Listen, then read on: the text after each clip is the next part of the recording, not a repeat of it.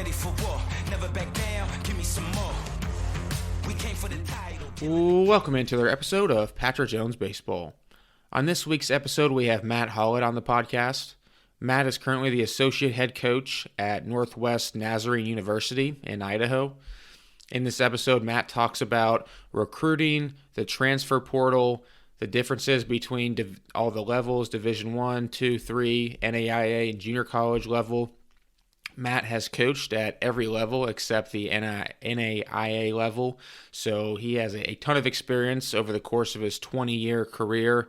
And then we lastly get into pitching, and we talk about command and how he has his pitchers throwing off the mound way more now than ever before throughout the week and throughout the year, and how that's helped them improve their command and actually decrease injuries. So it's really good stuff. He does a really nice job of explaining how they go about their program in this episode from a pitching standpoint. And then, as I said earlier, we also get into a lot of recruiting talk and transfer portal and some of the things that maybe you want to know before you head into the portal or before you set your sights on only going and playing Division I college baseball and not talking to all levels. If you enjoy this podcast and maybe you've listened to prior episodes or maybe after you listen to this one, please make sure to head on over to iTunes, Spotify, wherever you're listening, and leave us a review. Leave us a 5-star rating. That helps improve the show in the sense that it's going to reach more people, which is going to allow us to impact more players. And at the end of the day, that's what we want to do here. So appreciate you doing that. Hope you enjoy this episode with Matt Hollod, Northwest Nazarene University. Here we go. This is the future, this is my time, I grind and shine. I put in the work and push the line. I'm holding my ground, I never back down.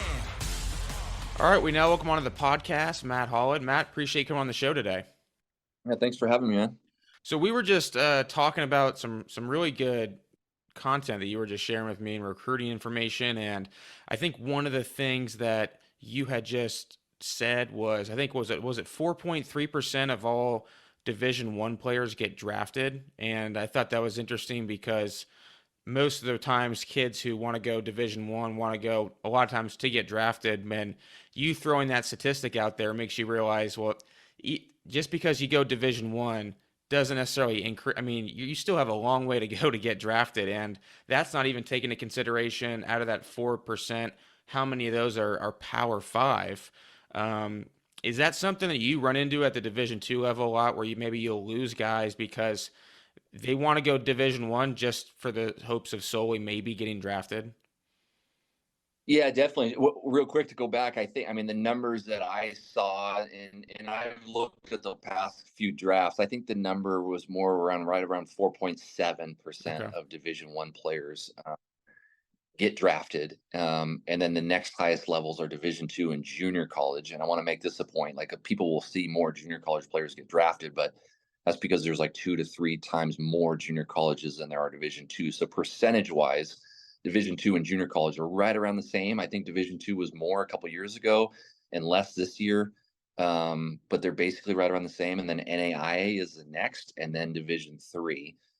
But yeah, the percentages are slim, and I just think it's kind of crazy sometimes how so many players are basing their college decisions and commitments off of wanting to get drafted, when in reality it's a very small number.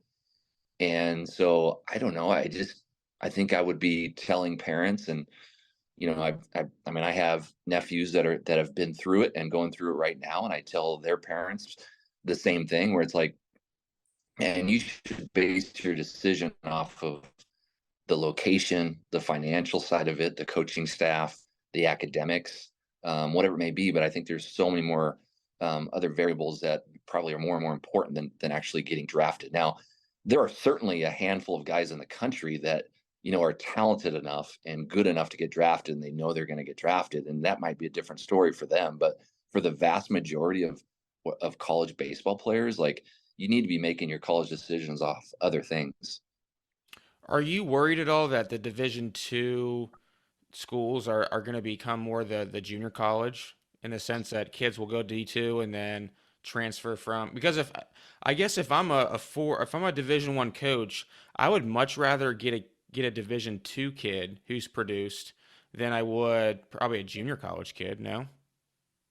Well, it's interesting that you say that too, and I think you're right. I can't speak for everyone, but I do know over the last couple of years that I've spoken to a handful of Division 1 coaches who have said that same thing. They would rather bring in a guy at the Division 2 level than the junior college level. Now, that doesn't mean that. I think I think obviously at both levels there's very good teams, and there's good teams at Division 3 level and Division 2 and junior college. There's good teams all over the place, but I think from top to bottom, Division 2 is pretty solid throughout. And but for whatever reason, yeah, that they want the Division 2 level. Maybe it's also, I know there's some junior colleges out there that use wood bats, and it could be a little deceiving. Guys that put up numbers at the Division 2 level, um, yeah, I think there's a handful, if not a lot, of Division 1 coaches who value that, and you're starting to see it. And this year, you saw more Division 1 schools recruit out of the portal other Division 1 players or Division 2 players. Division 2, there was a lot of players, and I think it's only going to get more in the future. We had 3 guys go to Division 1 in the last 2 years. We just had a guy a couple weeks ago that went Division 1, and I just think it's like we can't be that program that tells kids like, no, you're going to stay here, and you're going to stay here for 4 years. No, we're not moving you on. Like, no, like they're not going to want to come here, and you just have to adapt to the landscape, the recruiting landscape. And I tell kids now, and I've been doing it for a couple of years. I was like if you come here and you get an opportunity to go Division 1, we'll support you. I mean, who are we to get in the way of a kid if he gets a really good opportunity to go to a good Division 1 school and get an opportunity to play, get a good scholarship? Like, I'm not going to get in the way of that. Like, I will be supportive of that. And so now I'm telling kids that, and you could use Division 2 as a stepping stone to Division 1, and you're seeing it, and I think you're going to see it more and more. You've been coaching college baseball for over 20 years, pretty much all the levels. What's some of the differences? I think this may help people a little bit since you have the experience firsthand. Because I'll give you an example. Like when I first got out of coaching out of pro ball, I assumed that there was, okay, there's the draft players, the players who are better than everybody else, because I knew how to identify those just being in pro ball. And then I just assumed kind of anybody else who played baseball, they could just play in college and play D1 or whatever. And it wasn't until 12 months in where I realized, oh, that looks like a Division 3. That's a Division 3 player. That looks like more so a D1 player. You can start to pick different players, and just because there's not a big difference, but there is a difference, in my opinion anyway. What are some of the things for you that separate the levels? Well, first, I think that obviously the better talents at the Division 1 level, right? There's just a higher percentage of guys. They have more depth, I think, at that level. In my opinion, from coaching at Division 1, Division 2, Division 3, junior college, I haven't coached NAIA, but in my opinion, I think the next highest level throughout is probably Division 2, and junior college is close. And But yeah, the highest is obviously Division 1, and it's the Division 2 and the junior college Division 3. They just don't have as much depth on those rosters. But when you're talking about a Division 1 athlete, a guy who's going to go to Division 1 out of high school, um, they just have something special. They move around the field easy. Um, they they hardly strike out if they're a hitter. Yeah. If they're a pitcher, they got the velo. In the velo nowadays, the Division 1 levels, guys, probably not what 90. I don't know what the average is. I would think that the average is probably high 80s, low 90s, the average, but you're seeing guys throw 95, 96, 97, like all over the country at the Division 1 level. Division 2 level, I think the average is probably 86, and on the top end, you're seeing guys, hit 90, 91. I know that the few pitchers that we've had that come in throwing 83, 84, and by the end of their career, they're throwing 91, 92. That's kind of the top end for us. And hitters have a tough time at this level with 91, 92 because they just don't see it as much. Um, And then I think the lower levels that the velo even goes down further. But yeah, I mean, there's a couple of things that stand out. But yeah, hitters just, they just walk around differently. They play the game differently. But I think the biggest thing is they just don't strike out. And then on the pitching side of it, you got velo. Which is in the upper 90s with some programs, and they're throwing harder. So it's interesting, but there's definitely a difference. And I also think from coaching at the Division III level, Division III level is more academic, and you just get more players in that environment and that program that are more concerned with academics, which is a good thing. And at the other levels, you get more guys that are there to play baseball, which I mean, I say that, but we all got to remember that, hey, like, again, we go back to the percentages, right? And like the people that get drafted and how it's still very, very low. Like you have to take your academics seriously, because baseball is going to come to an end for almost all of us at some point. And so you got to have something to fall back on. And so your education is really, really important. But you just see more of that at the Division III level than you do Division II, Division I, junior college. You see more guys that are like in it to like, hey man, I want to keep playing as long as possible and go pro. You've obviously done a lot of recruiting out of the transfer portal, talking to a lot of different players.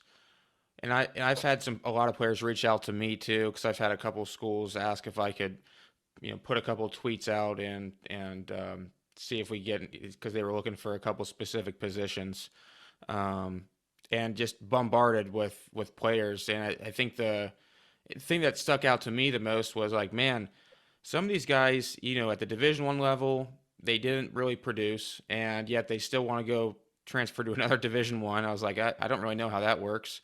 And then Division II and Division III, they didn't dominate, and they think that they should be going Division I.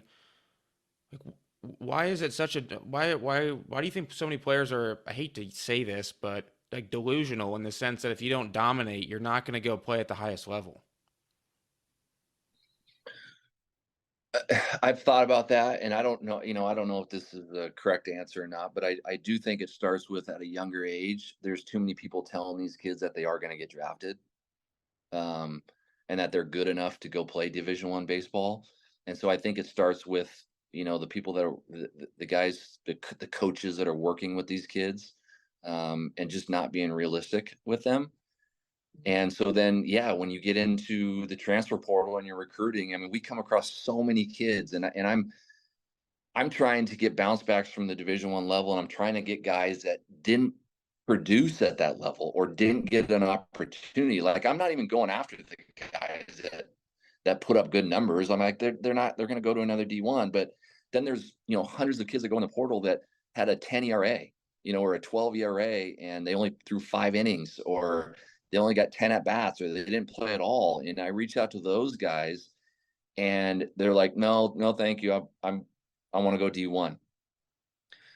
So, and like, I get it. Like, we all want to play at the highest level. I mean, we all want to play at the highest level. And if you get a good opportunity, and usually what a good opportunity means is a good scholarship. And if you get that, it's going to be hard to pass that up, at the Division I level. I get it. But we have to be honest with ourselves and understand, like, and there's kids I reached out to that were at the Division III level for 3 years, and they had a total of like 5 innings, and their ERA is like an 18, and they're still turning me down, or not even giving me the attention. And I'm sure it's not only us; it's all over the country, and they want to stay at the Division I level, and then they go Division I, and then they get another 10 innings or 5 innings, and they don't play very much, they don't perform, and it's like, and someone could say, well, they gave it a shot, and it's what they really wanted to do, and they're right. But at the same time, you sit back and it's like, what would you rather have?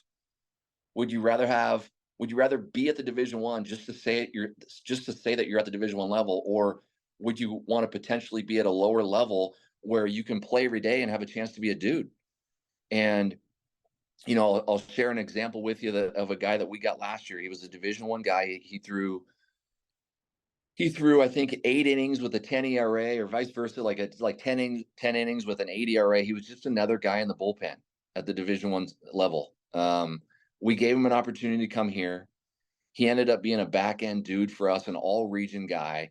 Ended up throwing like 39 innings, had like a 1.7 ERA, struck out 59 guys, and signed a professional contract at the end of the year. And he comes in at the end of the season and thanked us. And and a big part of that was on him. He performed, he produced, but we gave him the opportunity. This level gave him the opportunity. And I don't know, and he doesn't know. He's like, if I would have stayed at that level, I probably wouldn't be playing right now. Because I probably would have been just another guy that threw another 8 to 10 innings. But here, he just improved his stock, and so that goes back to like, oh, well, kids want to go D1 so they have a better chance of getting drafted.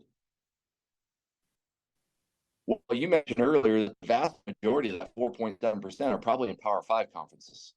So if you're going to a Power 5, great, but if you're not going to Power 5 and you're going to a mid-major or whatnot, is it that much better of a chance to get drafted than if you were playing every day at a lower level? I'm sure it probably is a little bit, but it's not that huge of a difference, and in this guy's example, like, he got an opportunity to pitch every weekend in critical moments and put up numbers, as opposed to being just another guy in a bullpen on a Division I team. So it worked out for him in this example.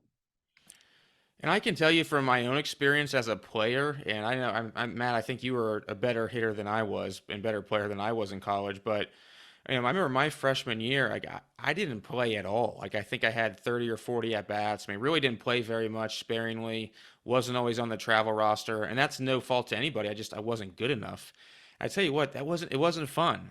Yeah, I could go and you could say, well, it's D1, this and that. It doesn't matter. It's boring. I hate to say it, but it's when you're not getting to play or have a chance to compete at all.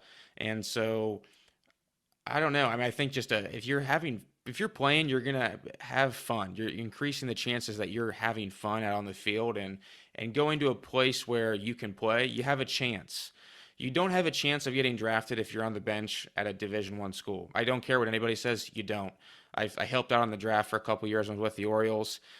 We weren't looking at guys just because of the name of the school. We drafted kids out of Florida Southern Division II kid, Division III kid a year before that. So that doesn't matter as much. It just matters if you're going to go to a place where you can play. And I think I mentioned this earlier, but you go to Division II and you dominate. I think this past season at Coastal Carolina, they're starting, it was either second baseman or shortstop, I believe second baseman. He started every single day. Previously was at Cedarville University, a Division II school in Ohio, and he tore it up this year for Coastal Carolina. He tore it up. He had better numbers this year at Coastal Carolina than he did the previous season at Cedarville University, which is a Division II school. So I think just putting out stories like that, I hope will help players and parents understand a little bit more. And I hate to kind of go on a rant here, but I always get fired up about this stuff. The last thing I'll say is this. I think a lot of times it does come down to status. It comes down to you telling other people you're playing Division I, and I think the irony is everybody, they may like your tweet, they may retweet it, but they don't really care. People are programmed to really worry about themselves. They're not worried about you, and so I always find that interesting. Follow up on that real quick. Okay. Because you said that having fun and playing, and I agree with you 100%. And my first year in college, I redshirted.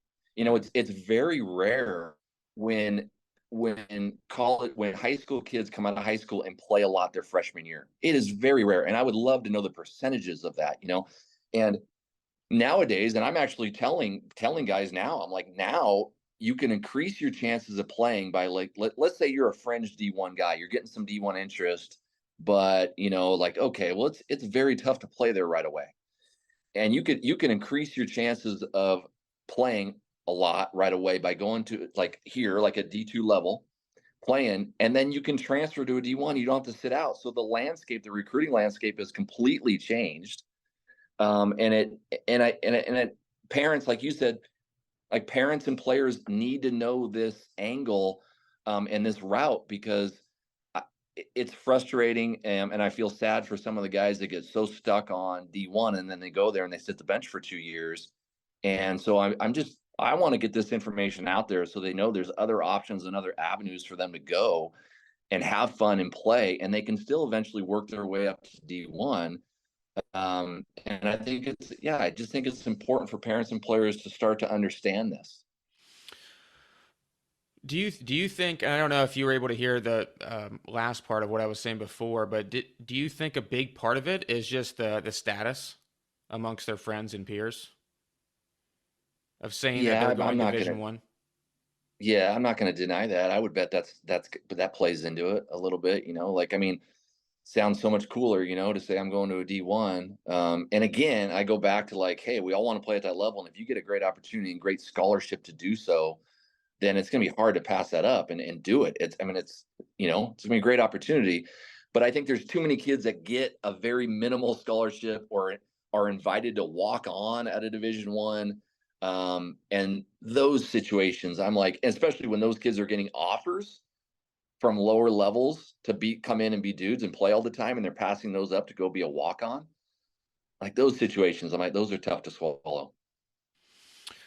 Also, I mean, could you speak a little bit upon? I think you mentioned earlier that I think there's times when, even from an academic standpoint, eligibility standpoint, there's a lot of players who go into the portal maybe and don't really know a lot of the rules on how it works.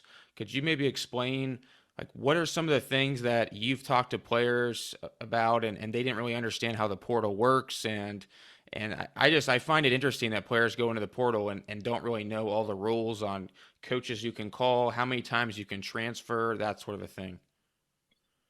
Yeah, well, and we learned a couple new ones this summer. I mean, it's evolving, right? It's changed over the last year or two. But yeah, I mean, some things like, yeah, you get granted a one-time transfer from a 4-year to a 4-year. Um, so we reached out to a kid this year who never got back to us, and then I reached back out to him again, and then he's like, "Well, sorry, coach, sorry for not getting back to you, but I can't transfer to the 4-year because I already did it once."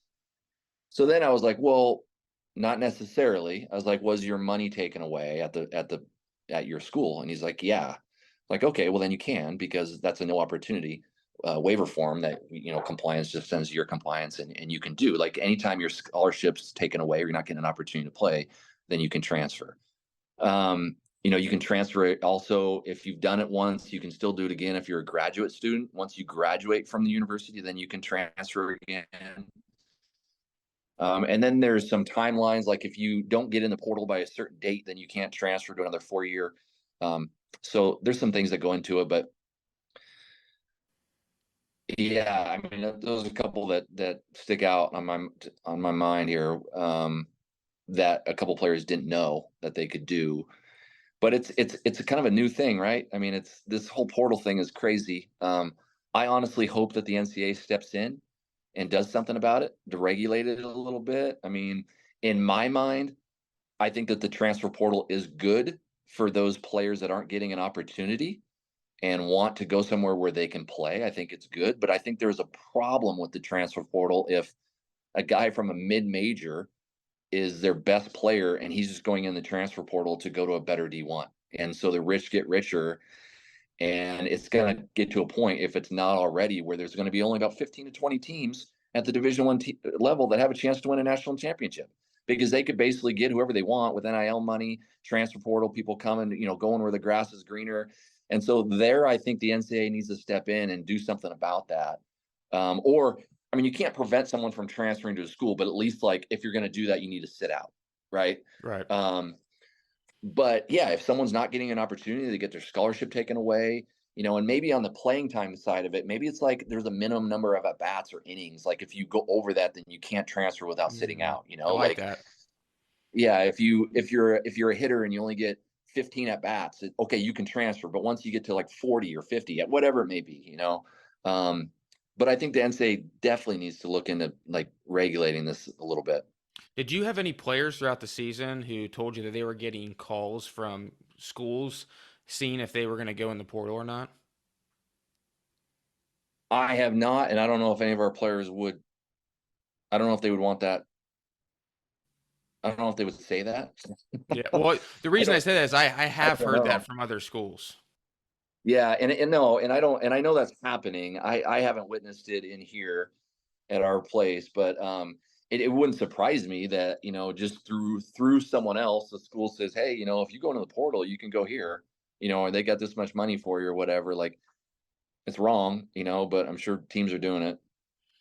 I want to talk a little bit about kind of what you guys do from a baseball standpoint. I mean, I know you're pitching, but you've also has a background hitting wise.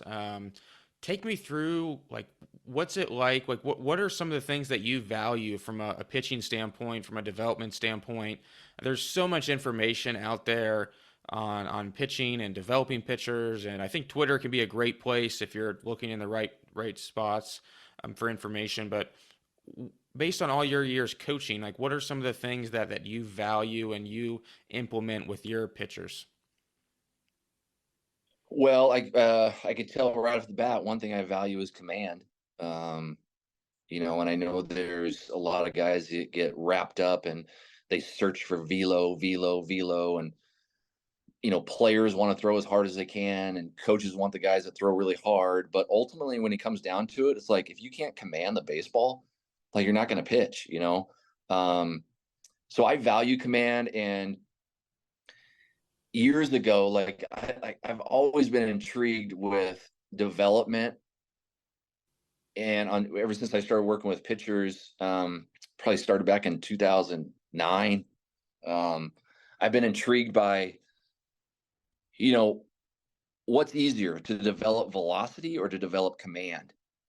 Um, a lot of guys, it used to be that a lot of guys would think like, oh, we'll get the guys that throw really hard and we'll develop their command. Now I'm not too sure if it's not easier to develop velocity with all these training tools that we have, and but I could be wrong. I mean, that's debatable. But I would ask questions to coaches like, "Hey, how do you like develop command?" And for years, I never got like a good answer, like an answer that I was satisfied with. And you look at the pro level, and guys come in to pro ball, and you see these stories about Randy Johnson, Nolan Ryan, these guys that get into pro ball, and their command's not good when they first get into pro ball, but then over time, all of a sudden they start getting in the zone and they start commanding the baseball, and then all of a sudden their careers take off, right? Um, and so I asked myself, like, what was that? Is that something that was it a mechanical fix? Was it a mental fix? Um, Maybe it was. I'm sure it was for some, but at the same time, I believe that even if it was a mechanical, something mechanically that you did that worked, I think really that helped you up here. It helped you in your brain, in your mind, to really believe in yourself.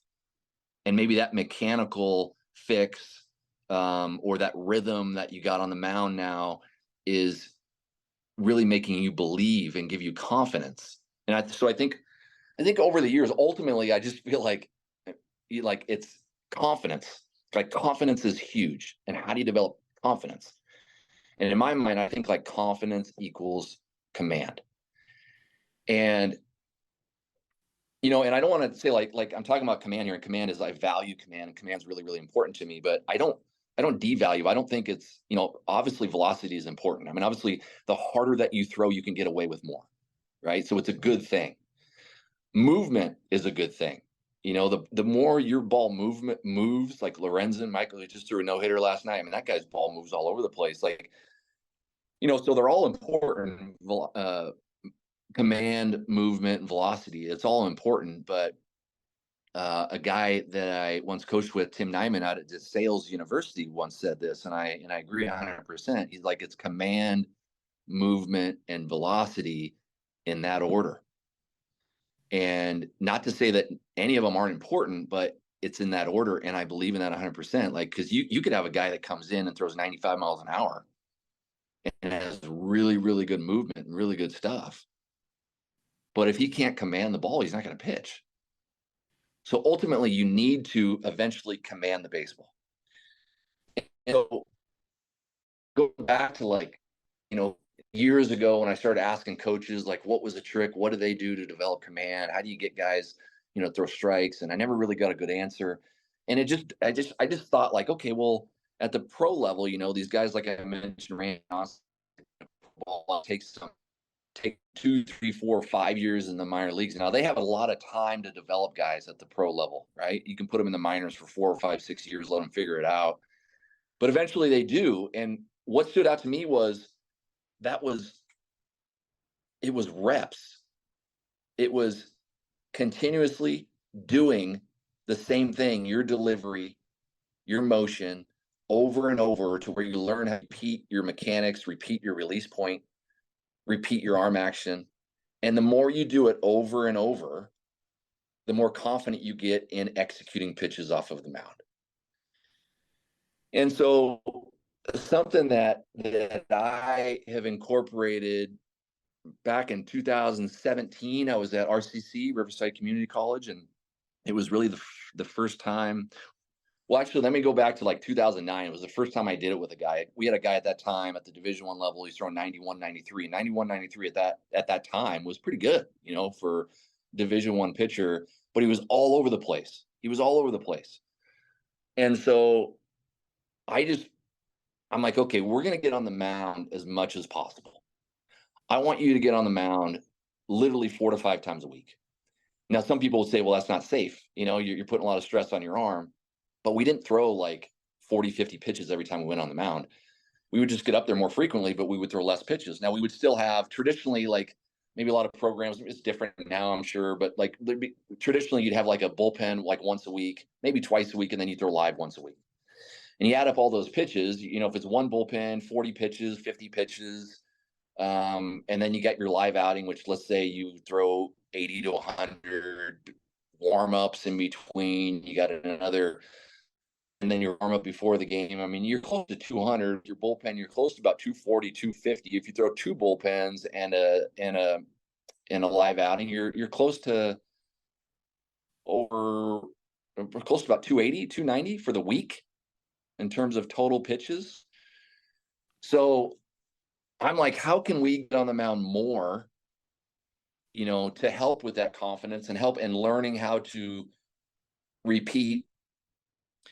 But we can throw less. So we got him on the mound 4 or 5 times a week, but we would throw less. There'd be days where he got on the mound where he would only throw 15 pitches, 10 pitches. But he's getting on that mound, he's getting on the bump more often throughout the week, and he's learning how to repeat his delivery, repeat his arm action, his release point.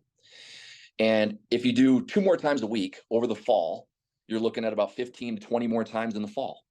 If you're in the spring and you're getting 2 more times off the mound in the spring, you're looking at about probably 30 to 40 more times in the spring that you're off of the mound than traditionally.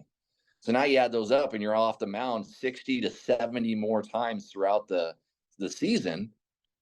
And I'm a believer that, like, over time, you're going to start to gain some confidence in executing your pitches and you're going to start to get command. This first guy that I did back in 2009 literally took him a year and a half. It was a year and a half later where all of a sudden he was dialing it in. 91, 93 from left side, and just all of a sudden had command. And in 2017, I mean, that was one example. So for a few years, I was like, okay, well, was that just a one-time thing? Was that just him? Because everybody's a little bit different. But then in really 2017, I kind of implemented it with our entire pitching staff at RCC. And we had guys thrown on the mound as much as possible. Now, I think on the front end of that, how can we do that with being safe? Now, obviously, if their arm is telling them that they can't do it, it's sore, it's pain, then we didn't do it. I'm not forcing guys to get on the mound that much. But one, I believe in long toss. And I think that if we do long toss the right way, and you can train your body to do it on a daily basis where you're throwing long, and long to me is throwing it max effort to where it bounces to your partner. That tells me that you're getting the most out of your long toss. I think even long toss, not only does it create athleticism, a good, strong, durable arm, but I think it works on command. And I tell guys in our program, hey, if you can play long toss at 200 feet, 250, 300, and you can throw the ball on a bounce, and it could be it could take your partner only a couple steps to the right or a couple steps to the left, or it's right to them, that's command. You're learning command from a long distance. You're also, I think long toss creates a healthy arm. So we do that. And then when you've built up to where you can play long toss every day, I 100% believe that you can get off the mound more frequently. And and get those bullets off of the mound. And I think you're going to be fine. And I think you're going to be strong and healthy, and you're going to be able to do it. The guys that I've played with over the years that have had strong and durable arms and have been able to last, there's a correlation between those guys and in long toss, the guys who play long toss, and I think is really, really healthy. So one, we do that. But yeah, then go back to 2017. Like we had all of our guys basically like, hey, this is what we want to do. Now, if you can't do it on a certain day, then no problem. I would set up the bullpen day and the live day for them, and then short work, what I call short work, and it's just based off the number of pitches. It's basically 15 pitches or less. But there's always a purpose when you get on the mound, whether it be slide steps, fastballs in, fastball changeup combination, fastballs up in the zone, varying your times, being quick to the plate, whatever it may be. There's always got to be a purpose when you get on the mound.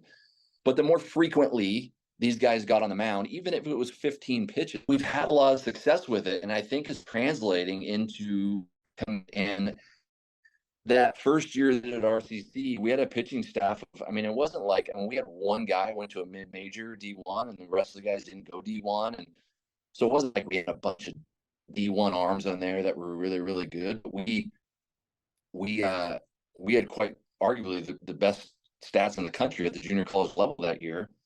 And we had the fewest walks in the country. And a lot of those numbers that we were good at were walks, like command oriented. 2018 was good. We came up here and we've been here for 5 years. And in 2021, the year we went to the World Series, and in 2022, we were top 10 in the country in 4 different command categories, whip, walks per 9. And now part of it is recruiting, right? Being able to recruit pitchers that, if we value command, we recruit guys that can throw strikes with multiple pitches. That's obviously part of it.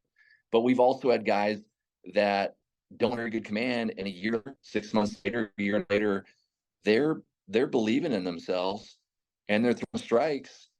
And I like to think that, taking this approach of getting off the mound more frequently teaches them to go through those reps and to learn how to repeat your delivery and your release point on a day-to-day basis.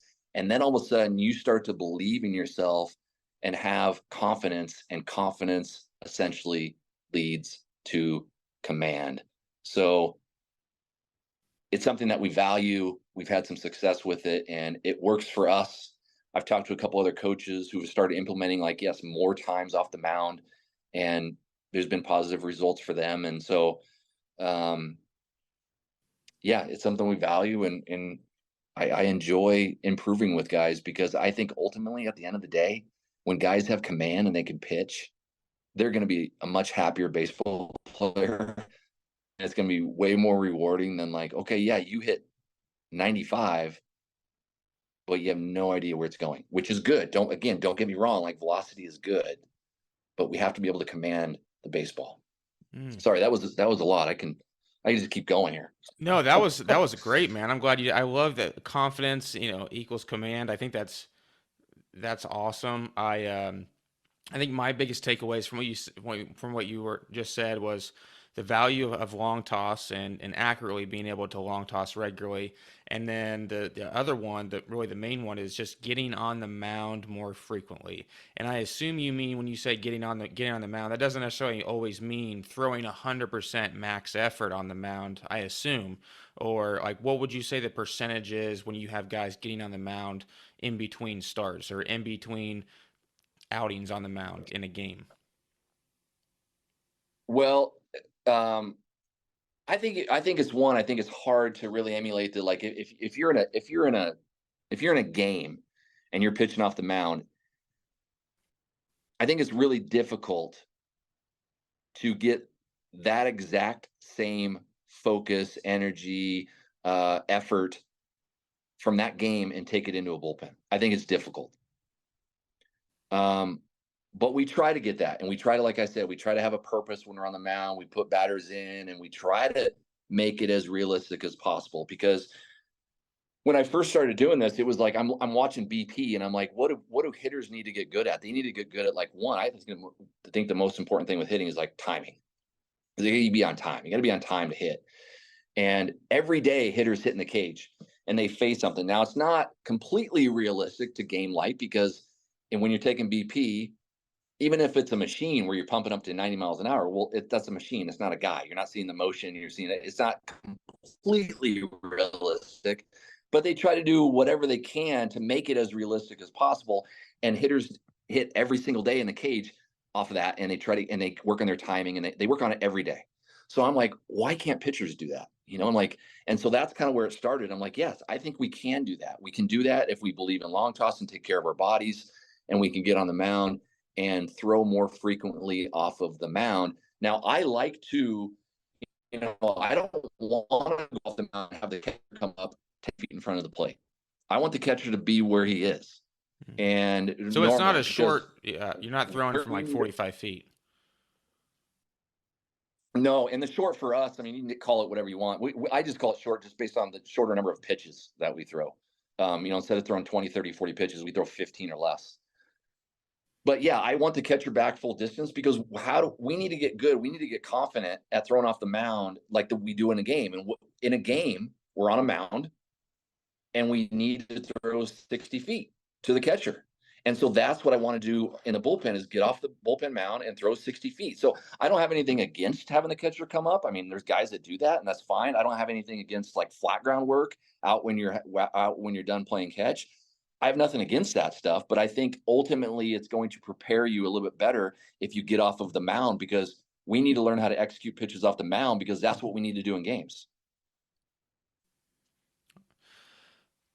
That's awesome. It makes complete sense to me. And again, you have more experience on the pitching side than I do, but it's like anything else. Like the more you do it, and especially if you're focused and they're deliberate reps, the better you're going to get at it. So I can definitely see why that helps players with command, because even for myself, from a command standpoint, like when I'm free and easy and not thinking about anything, I'm able to spot up wherever I want to. And then once things start going on in my mind, then before you know it, here comes the ball going anywhere. And so yeah, I love that, man. Have you seen other schools start to pick up on that more recently, or for the most part, teams aren't doing that a lot with their players, just getting them on the mound as much as you guys are? I don't really. I mean, there's a couple close relationships that I have, the coaches that I talk to, and I know a couple of those guys are doing it more frequently, like we do it. But I mean, I'd have to, when we go play teams on weekends, I mean, I don't know what they're doing midweek, and stuff. So I'd have to have those conversations with the coaches, but. And we even when we play a weekend series, we have guys before the game going to throw 5, 10, 12 pitches off the mound before the game. Wow. To get themselves ready. And so they continue to throw that week. And then all of a sudden, even if you're in relief that day, like you might go and before the game and get some work off the mound before that game that you might pitch. But are you throwing as hard as you can? I'm okay with it. And yeah, we throw normal, and maybe, and again, I go back to it's hard to are we going 100% max effort in those things? I mean, I'm sure not everybody is. Some guys are maybe going 90, 95. That's, that's fine. But I want to try to, every time we're off the mound, I want to try to make it as realistic as possible, as much as we can. Now, someone could listen to this and someone could say oh, how many injuries have you had? Because you're not doing it really, really safe. You're putting your pitchers in harm's way.